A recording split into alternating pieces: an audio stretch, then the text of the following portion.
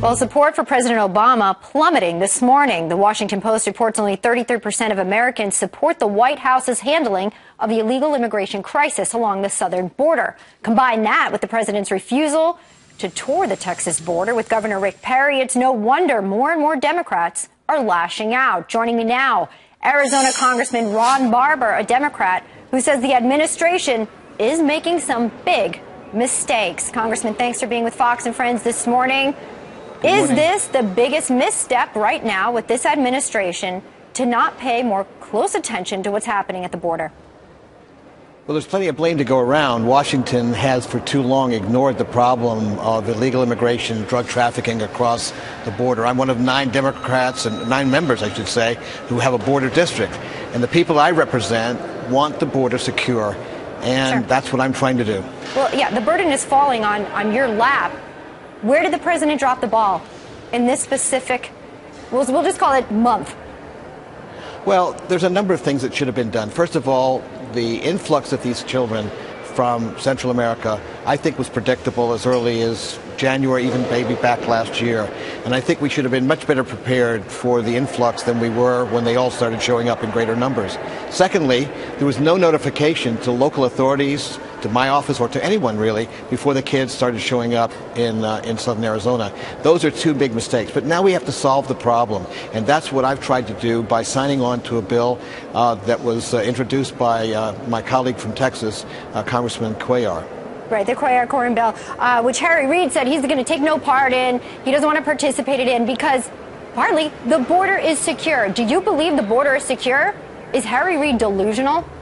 Well, I wouldn't want to characterize the majority leader in any way like that, but I will say this, that the people I represent in southern Arizona, and I have 83 miles of the border with Mexico, don't feel secure, don't feel safe in their homes.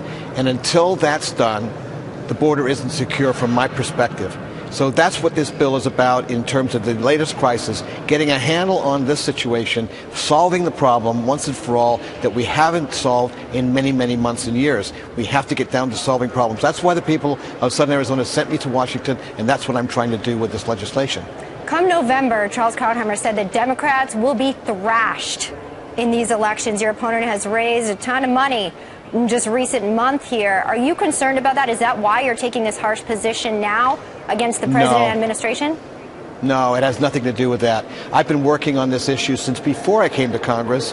As Congresswoman Gifford's district director, I had the lead for border security matters, and I helped her craft legislation that brought resources to the border. And from the day I stepped into this job as a new member of Congress from the Southern Arizona district, I've been working hard to get solutions to the problem. I'm a member of the House Armed Services Committee, ranking member on the Oversight Subcommittee, and I've been pushing hard at every single opportunity to get legislation and to call DHS to be more accountable for getting the border secure.